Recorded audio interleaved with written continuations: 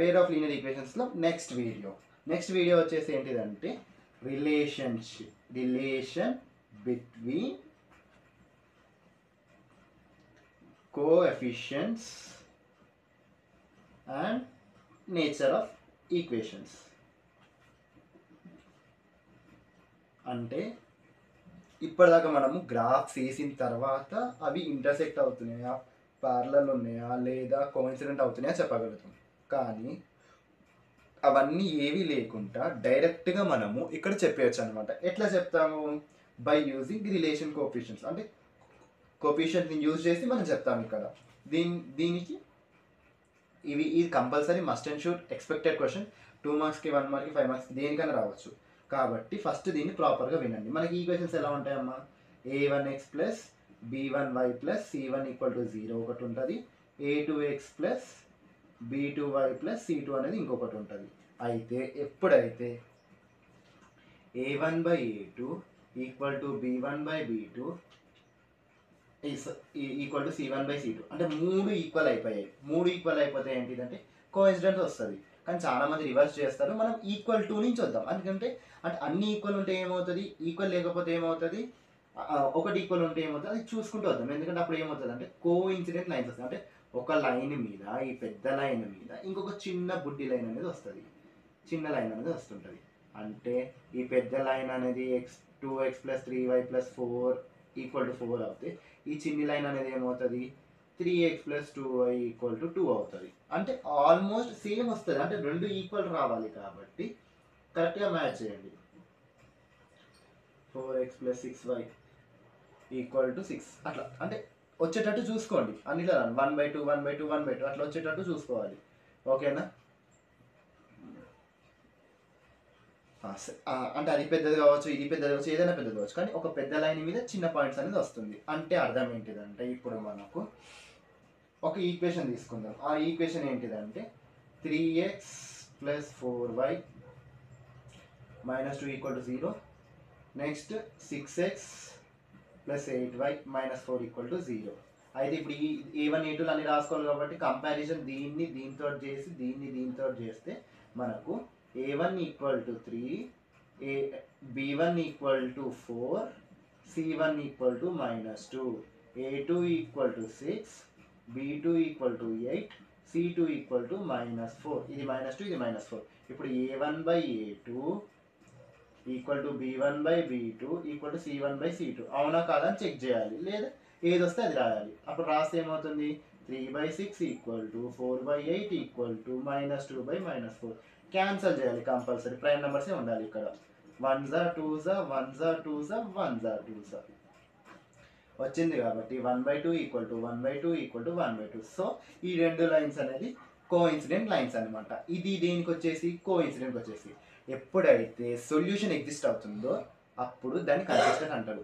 Solution ఉంటే consistent అంటారు. మళ్ళీ దీనికి ఎన్ని సొల్యూషన్స్ అన్నా అంటే ఇన్ఫైనైట్లీ మెనీ సొల్యూషన్స్ ఉంటాయి. అంటే ఇక్కడ ఒకటి వస్తుంది, ఇక్కడ ఒకటి వస్తుంది, ఇక్కడ ఒకటి వస్తుంది, ఇక్కడ అంటే మెనీ సొల్యూషన్స్ వచ్చే ఛాన్స్ ఉంది. ఎందుకంటే రెండు లైన్లు కలిసే ఉంటున్నాయి కాబట్టి. ఇదేంటిది మెనీ సొల్యూషన్స్. అండ్ సొల్యూషన్ వస్తే కంపల్సరీ కన్సిస్టెంటే. సొల్యూషన్ వచ్చింది అది కన్సిస్టెంటే. And many solutions. ఓకేనా? ఇప్పుడు మనము వేరే లైన్స్ గురించి మాట్లాడదాం. కోఇన్సిడెంట్ అయిపోయింది కాబట్టి నెక్స్ట్ వచ్చేది ఏంటిదంటే a1/a2 equal to b1/b2 not equal to c1/c2. First రెండు ఈక్వల్, మూడోది నాట్ ఈక్వల్. అంటే అప్పుడు ఏం చేస్తాం మనము? ఫస్ట్ రెండు ఈక్వల్ అంటున్నాం, మూడోది నాట్ ఈక్వల్ అంటున్నాం. అంటే అప్పుడు లైన్స్ ఎట్లా ఉంటాయి అంటే ప్యారలల్గా ఉంటాయి. ఒక లైన్కి సంబంధమే ఉండదు. ఎందుకు అంటే ఇవి ప్యారలల్ అండ్ ఇవి ఇన్కన్సిస్టెంట్. దీనికి ఏంటిదంటే సొల్యూషన్ అసలు కలవనప్పుడు సొల్యూషన్ ఎక్కడ ఉంటుంది కాబట్టి నో సొల్యూషన్. ఇవి నో సొల్యూషన్ కిందకి వస్తాయి. ఓకేనా? నెక్స్ట్ వచ్చేసి ఏంటిది, ఇది ఇన్కన్సిస్టెంట్. దీనికి ఎగ్జాంపుల్స్ కావాలంటే వీడియో లెంత్ అయిపోతుంది. మీరు నిజంగా ఎగ్జాంపుల్స్గా ఎక్స్ప్లెయిన్ చేయాలంటే కామెంట్ బాక్స్లో కామెంట్ చేయండి. నేను కంపల్సరీ వీడియో అనేది దీనికి సపరేట్ వీడియో అనేది చేస్తాను. నెక్స్ట్ వచ్చేసి ఏంటిది, a1/a2 not equal to b1/b2. అసలు అవి రెండే ఈక్వల్ లేవనుకో ఏమవుతుందంటే ఇంటర్సెక్టింగ్ లైన్స్ వస్తాయి. ఏం లైన్స్ నాన్న? Intersecting lines. ఇంటర్సెక్ట్ అవుతున్నాయి అంటే ఒక దగ్గర కలుస్తున్నాయి కాబట్టి సొల్యూషన్ ఉంది. ఎన్ని సొల్యూషన్స్? ఒకటే సొల్యూషన్, ఎందుకంటే ఒకటే దగ్గర కలుస్తాయి కాబట్టి వన్ సొల్యూషన్. ఈ కన్సిస్టెంట్ అంటే అవునన్న ఒకవేళ అవి సొల్యూషన్ ఎగ్జిస్ట్ అయితే రెండు ఈక్వేషన్స్కి అవి కంపల్సరీ కన్సిస్టెంట్ అన్నమాట. ఓకేనా?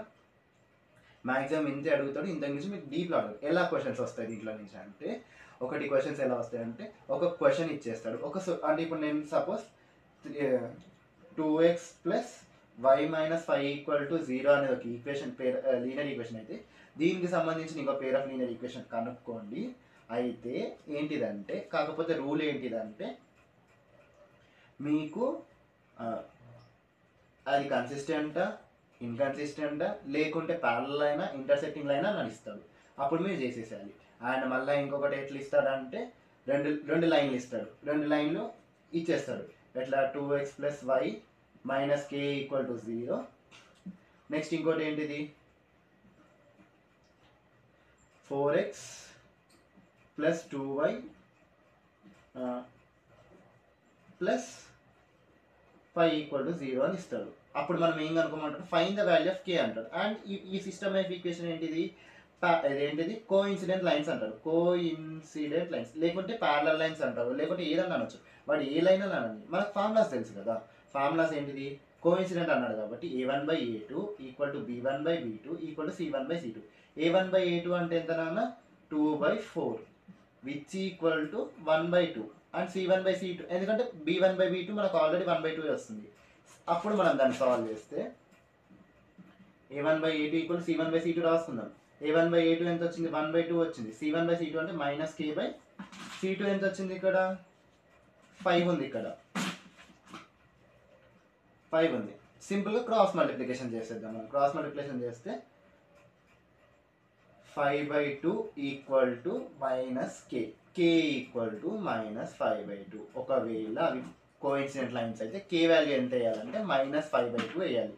అప్పుడే కదా మైనస్ 5/2 బై 5 ఎంత అవుతుంది? 5 క్యాన్సల్ అవుతుంది, 1/2 ఆన్సర్ వస్తుంది. ఓకేనా?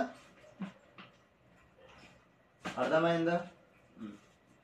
నెక్స్ట్ ఇది ఇట్లా క్వశ్చన్స్ అడిగే ఛాన్స్ ఉంటుంది. ఇంతకు మించి మీకు క్వశ్చన్స్ పెద్దగా వేరే ఏవి అడగడు. అండ్ ఈ వీడియో అయిపోయినాయి.